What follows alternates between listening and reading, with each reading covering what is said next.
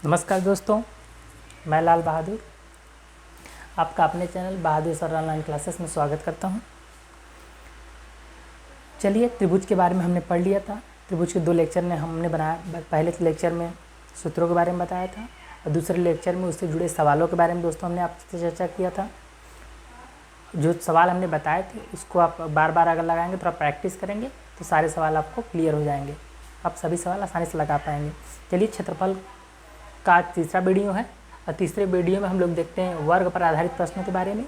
उसके बाद आया तो ऐसे ऐसे करके सभी क्षेत्रफलों के बारे में हम लोग पढ़ेंगे दोस्तों। आज देखेंगे वर्ग पर आधारित सूत्र कि अगर हम वर्ग का क्षेत्रफल निकालना, परिमाप निकालना है, वर्ग की सब चीज़ें निकालनी है तो वर्ग पर आधारित कितने सूत्र बन सकते हैं। सूत्र अगर आपके पास रहेंगे तो आप किसी भी सवाल को आसानी से लगा सकते हैं, ये आप भी जानते हैं दोस्तों। तो चलिए, वर्ग पर आधारित सूत्र के बारे में देखते हैं। इसका पहला सूत्र है वर्ग का परिमाप। वर्ग का परिमाप बराबर होता है 4 गुणे भुजा। वर्ग का परिमाप बराबर होता है 4 गुणे भुजा। या जो परिमाप का मतलब होता है, जैसे त्रिभुज में पढ़ाए थे, परिमाप का मतलब क्या होता है, त्रिभुज में तीनों भुजाओं का योग, तीनों भुजाओं को जोड़ दो। तो ये वर्ग है, वर्ग में कितनी भुजाएं होती हैं, 4 भुजाएं होती हैं, तो चारों भुजाओं को जोड़ दो। सभी भुजाएं बराबर मान की होती हैं, इसलिए 4 गुणे भुजा बन गया। तो वर्ग का परिमाप बराबर होता है 4 गुणे भुजा। वर्ग का क्षेत्रफल बराबर होता है, वर्ग का क्षेत्रफल बराबर होता है भुजा स्क्वायर।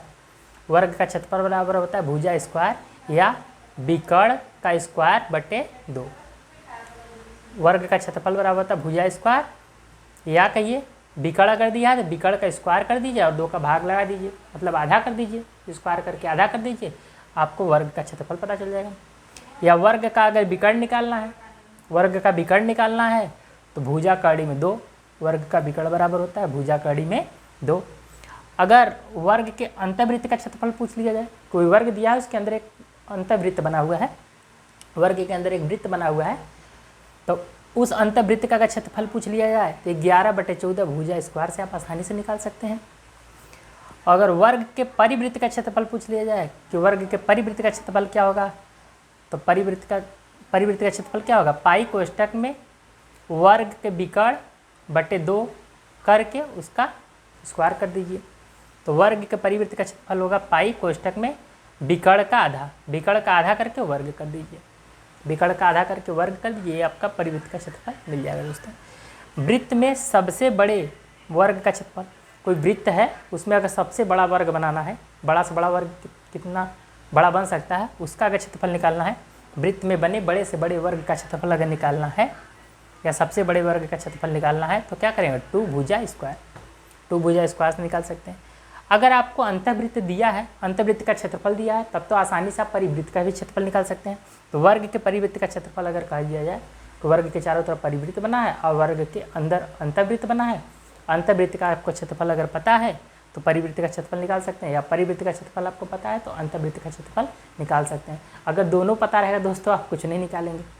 तो वर्ग के परिवृत्त का क्षेत्रफल बराबर 2 गुणे अंतर्वृत्त का क्षेत्रफल। चलिए, सवाल के माध्यम से समझेंगे और वर्ग से जुड़ी हुई कुछ बातें भी सीख लेते हैं कि वर्ग में क्या चीज़ होता है, वर्ग क्या नहीं होता है, उसके बारे में देखिए चित्र के माध्यम से।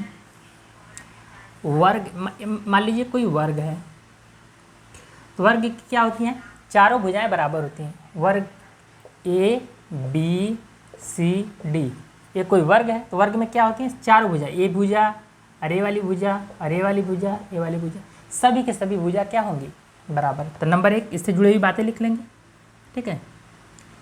इससे जुड़ी हुई कौन कौन सी बातें हैं, वर्ग से सभी भुजा बराबर, सभी भुजा बराबर होती हैं। वर्ग की क्या होती हैं, सभी भुजा बराबर होती हैं। दूसरी बात, जितने भी कोण होते हैं सब के सब कोण, चारों के चारों कोण क्या होते हैं, समकोण। सभी के सभी कोण क्या होते हैं, समकोण। सभी कोण समकोण होते हैं, समकोण होते हैं। जितने भी कोण होते हैं सब के सब समकोण होते हैं। और इसके जो विकर्ण होते हैं, जैसे ए वाली विकर्ण और ए वाली विकर्ण, इसको विकर्ण बोलेंगे, इसको भी विकर्ण बोलेंगे, दोनों के दोनों विकर्ण। मान लीजिए पहले विकर्ण को हम लोग दिखाए D1 से, दूसरे विकर्ण को दिखाए हमने D2 से, दोनों के दोनों विकर्ण आपस में क्या होते हैं, बराबर। तो दोनों विकर्ण बराबर लंबाई के होते हैं। दोनों विकर्ण बराबर लंबाई के होते हैं। अगर एक विकर्ण का मान वो 10 दिया है तो दूसरे विकर्ण का मान भी कितना होगा 10। अगर एक विकर्ण का मान वो 20 दिया है, दूसरे विकर्ण का मान पूछ ले तो उतना ही होगा। तो दोनों विकर्ण बराबर लंबाई के होते हैं, बराबर मान के होते हैं। और दोनों विकर्ण, ये दोनों विकर्ण एक दूसरे को किस पे काटेंगे? समकोण पर। दोनों विकर्ण एक दूसरे को किस पे काटते हैं? समकोण पर। यहाँ भी 90 डिग्री बनेगा, यहाँ भी 90 डिग्री बनेगा, यहाँ भी 90 डिग्री बनेगा और यहाँ भी।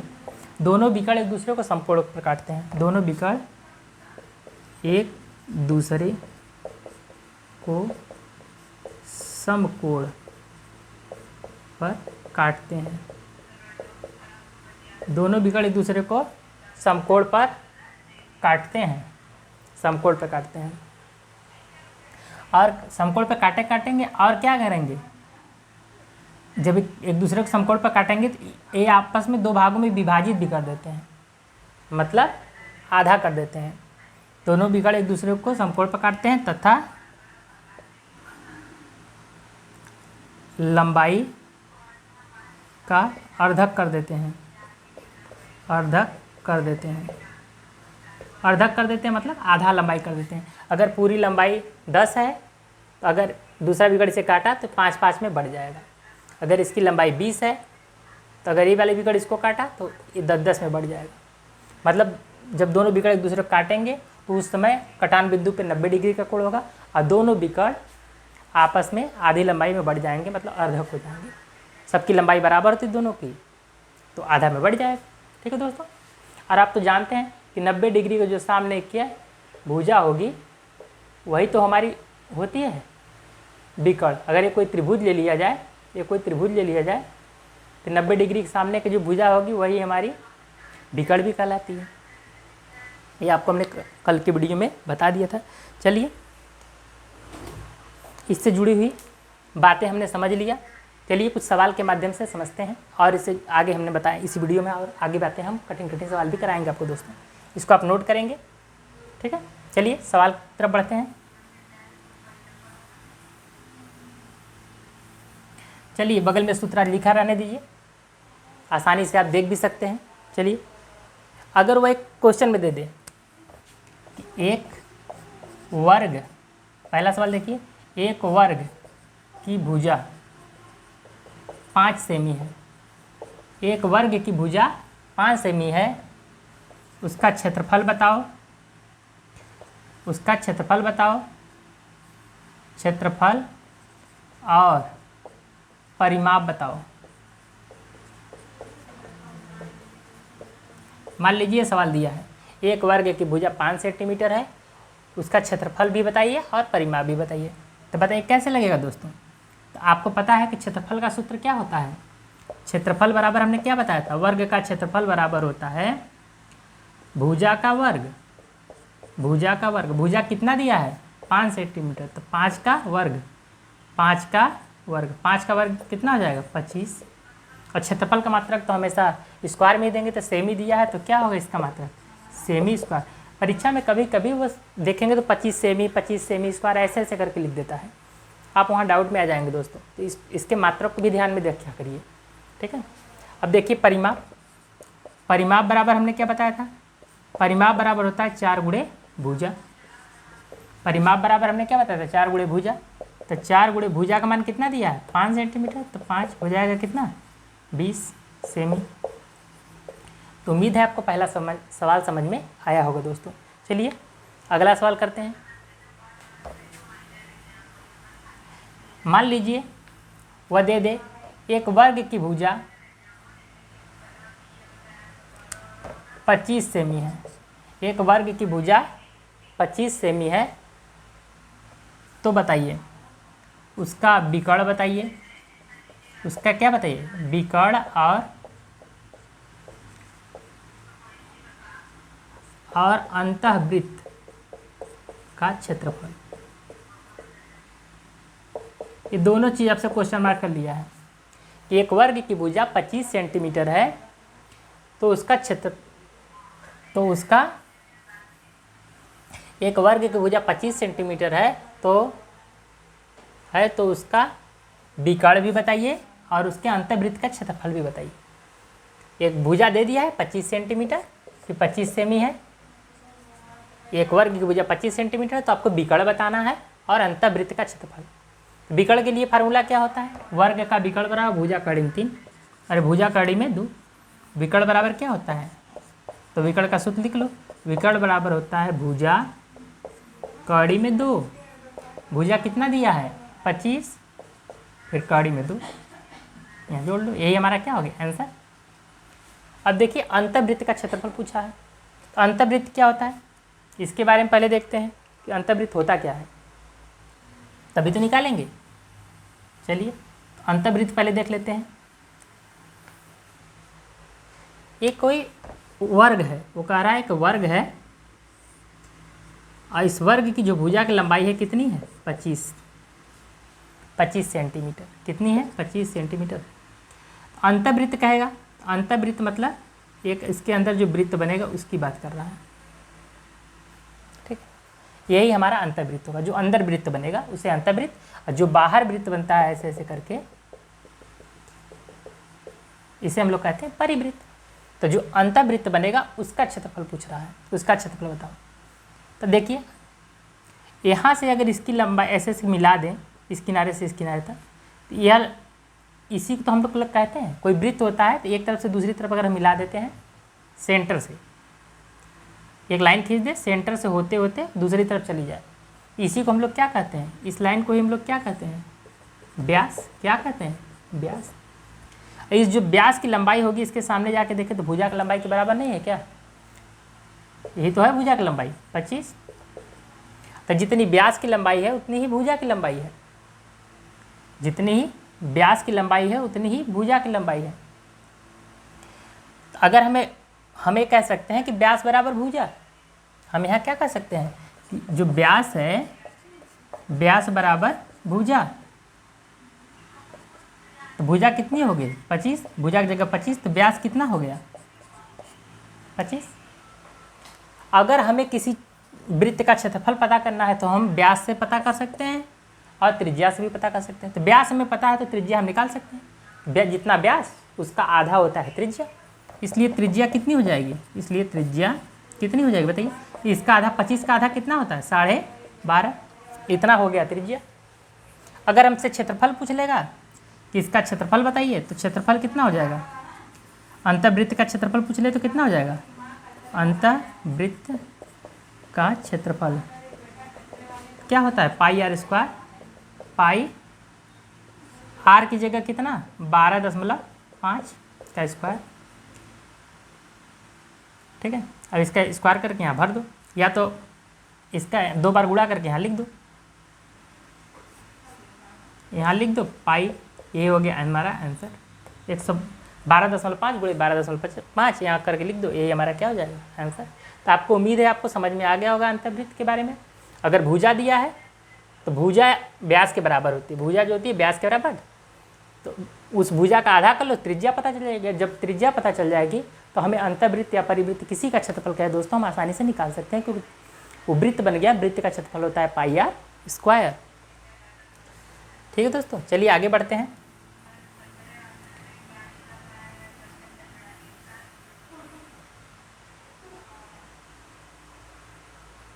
चलिए आगे बढ़ते हैं सवाल में।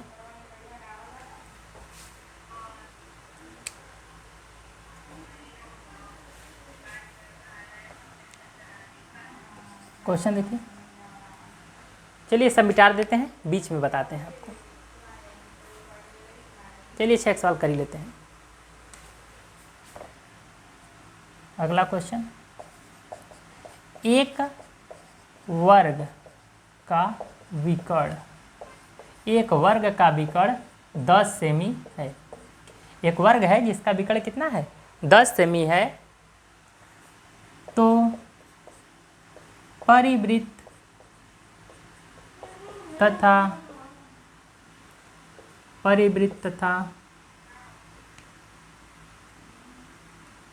चलो एक ही, तो परिवृत्त का क्षेत्रफल बताओ। तो परिवृत्त का क्षेत्रफल बताओ दोस्तों। चलिए यही सवाल है। एक वर्ग का विकर्ण 10 सेंटीमीटर दिया है, तो परिवृत्त का क्षेत्रफल बताइए। तो जब जो वर्ग होता है, वर्ग का विकर्ण दिया है, एक वर्ग बना लेते हैं ऐसे। उसने क्या दे दिया है, उसने दे दिया हमको विकर्ण। विकर्ण दे दिया कितना, 10 सेमी। विकर्ण हमको कितना दे दिया, 10 दे दिया। और कह रहा है इसके जो बाहर बनेगी परिवृत्त, इस परिवृत्त का जो परिवृत्त बना है, इस परिवृत्त का हमको क्या बता दो, इस परिवृत्त का हमको क्या बता दो, क्षेत्रफल बता दो। तो देखिए सेंटर से गया है, ये पूरा व्यास, ये पूरा विकर्ण दिया है, तो विकर्ण का आधा अगर कर देंगे, विकर्ण यहाँ से यहाँ तक 10 दिया है, तो अगर आधा कर देंगे तो हमें त्रिज्या नहीं मिल जाएगी। तो वही तो सूत्र में किया गया है कि विकर्ण का आधा किया गया है, फिर उसका वर्ग किया गया। विकर्ण का आधा किया गया है, फिर उसका वर्ग कर दिया गया है। ये क्या दिया है, ये पूरा यहाँ से यहाँ 10, तो ये कितना हो जाएगा 5, ये कितना हो जाएगा 5। तो यही तो हमारा त्रिज्या हो गया, r बराबर हो गया हमारा 5। तो परिवृत्त का क्षेत्रफल क्या होगा, परिवृत्त का क्षेत्रफल बराबर, या डायरेक्ट सूत्र में चले जाओ, डायरेक्ट सूत्र में ही चले जाओ। चलो, विकर्ण बटे 2 का स्क्वायर। विकर्ण कितना दिया है, 10 बटे 2 का स्क्वायर हो जाएगा 5 का स्क्वायर मतलब 25। तो उम्मीद है दोस्तों ये सब बातें आप समझ गए होंगे। ठीक है, चलिए कुछ सवाल और देखते हैं। अगर आपको थोड़ा कठिन तरीके से पूछ लिया जाए तो कैसे होगा। अगर चित्र दे के वो आपसे कुछ सवाल पूछ ले तो आप कैसे बनाएंगे, चित्र दे के पूछ ले तो आप कैसे बनाएंगे दोस्तों, उसके बारे में हम देख लेते हैं। सभी सूत्र पे तो हो गया सवाल। चलिए एक आध सूत्र और देख लेते हैं। अरे इस सूत्र में नहीं, इसका सूत्र यहाँ था दोस्तों, हम इसमें बना दिए। चलो कोई दिक्कत नहीं, चलिए एक दे देख लेते हैं।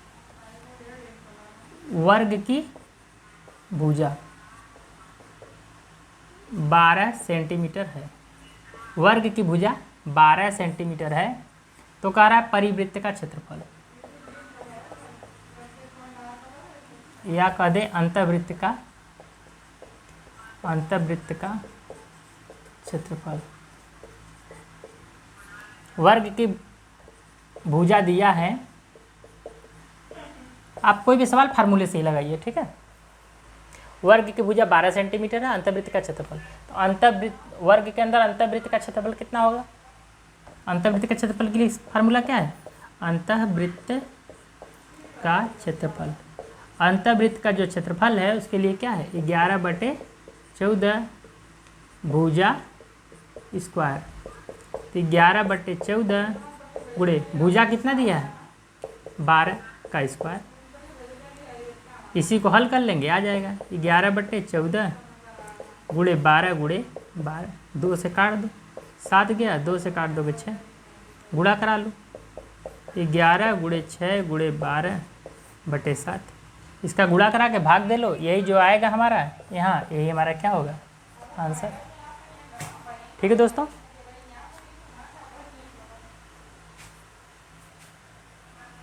चलिए इसको नोट करिए।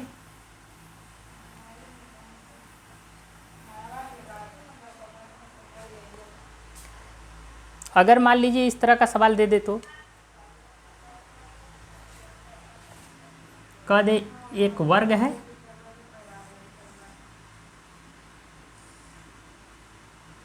एक वर्ग है, ये देखिए चित्र बना हुआ है,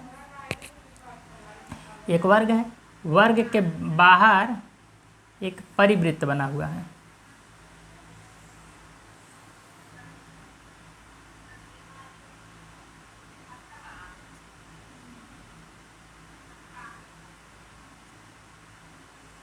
चलिए, वर्ग के बाहर ये आपका एक वर्ग है और वर्ग के बाहर एक क्या बना हुआ है, एक परिवृत्त बना हुआ है।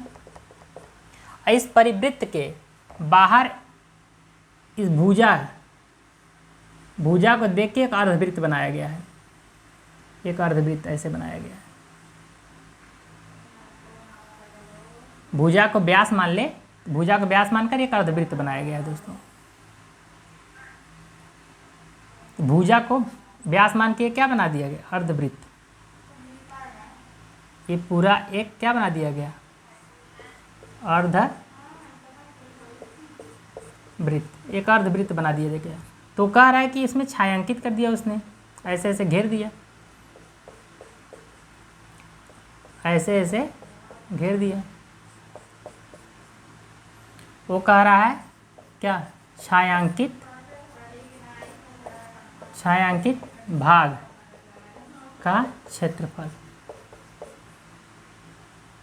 वो हमसे पूछा है छायांकित भाग का क्षेत्रफल। ये देखिए क्वेश्चन दिया है दोस्तों, एक क्वेश्चन में एक वर्ग दिया है, वर्ग के चारों तरफ एक परिवृत्त बना हुआ है। अब जो वर्ग की भुजा है उसको व्यास मान के एक अर्धवृत्त बनाया गया है। वर्ग की जो भुजा है उसको व्यास मान के एक अर्धवृत्त बना दिया गया।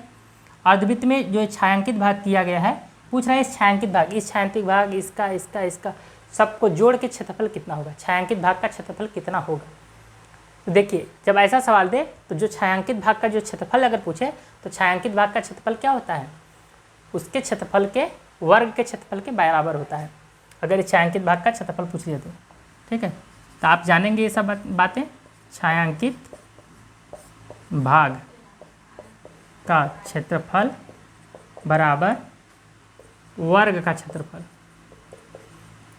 छायांकित भाग का क्षेत्रफल बराबर वर्ग का क्षेत्रफल। दोस्तों अगर ऐसे सवाल लगाए रहेंगे तभी आप लगा पाएंगे, कभी जब कभी लगाए ही नहीं रहेंगे तो कैसे लगाएंगे एग्जाम में, बताइए।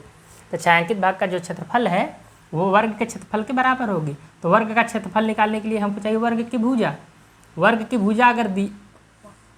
भुजा अगर मान लीजिए दिया हुआ है सवाल में 10 सेंटीमीटर, वर्ग की भुजा अगर 10 सेंटीमीटर दिया हुआ है तो उसका क्षेत्रफल निकाल लेंगे हम लोग। कैसे, तो वर्ग का क्षेत्रफल बराबर होता है भुजा का वर्ग। भुजा कितना दिया है, 10 का वर्ग, आ जाएगा 100 सेमी स्क्वायर। यही हमारा क्या होगा दोस्तों, यही हमारा आंसर होगा। तो जब भी इस तरह का चित्र बना के आपको छायांकित भाग का क्षेत्रफल पूछे तो छायांकित भाग का क्षेत्रफल बराबर होता है वर्ग का भुजा। अरे छायांकित भाग का क्षेत्रफल बराबर होता है वर्ग का क्षेत्रफल, और वर्ग का क्षेत्रफल निकालने का हम फार्मूला जानते हैं कि भुजा का वर्ग कर दिए क्षेत्रफल पता चल जाएगा। आसानी से इसका आप समझ पाए होंगे दोस्तों, इसको नोट करिए। ठीक है,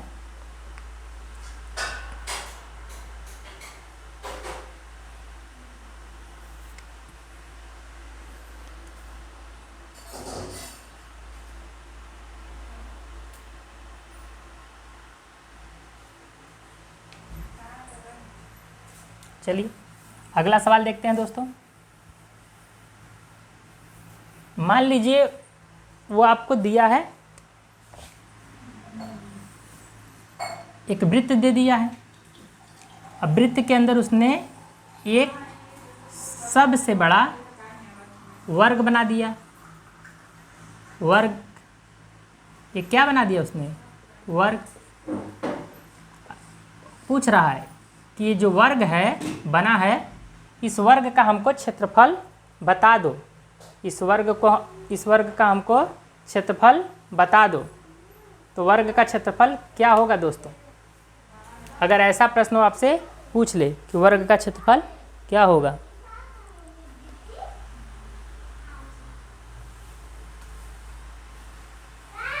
ठीक है, वर्ग का क्षेत्रफल क्या होगा।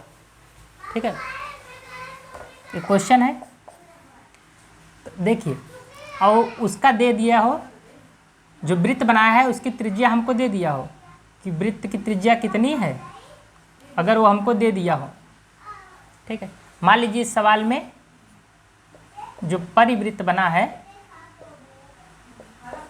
परिवृत्त की त्रिज्या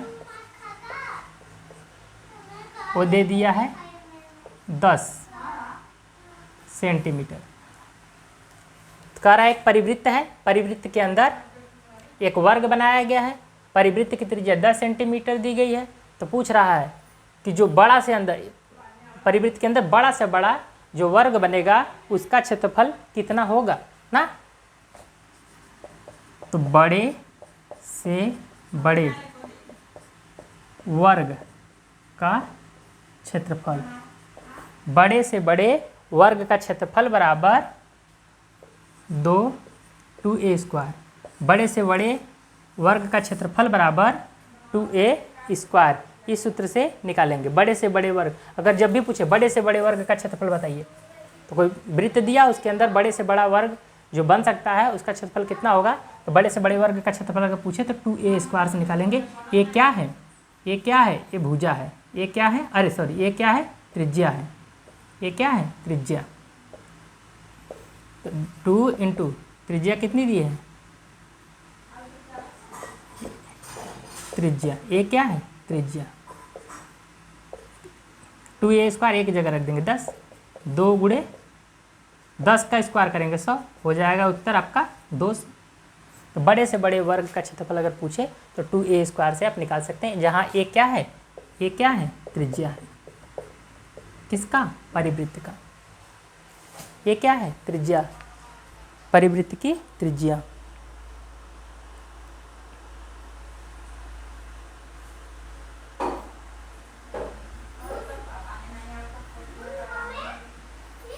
उम्मीद है दोस्तों आप बातों को समझ रहे होंगे। ठीक है, चलिए इसके सवाल आप लगाइए। उम्मीद है दोस्तों सवाल में कोई दिक्कत आपको नहीं होगी, आप इसको सही से हल करिए। बाकी कोई दिक्कत है तो आप हमें कमेंट में बता सकते हैं। मिलते हैं आपको अगले वीडियो में। अब अगला वीडियो हम लेके आएंगे आयत का दोस्तों। ठीक है, धन्यवाद दोस्तों।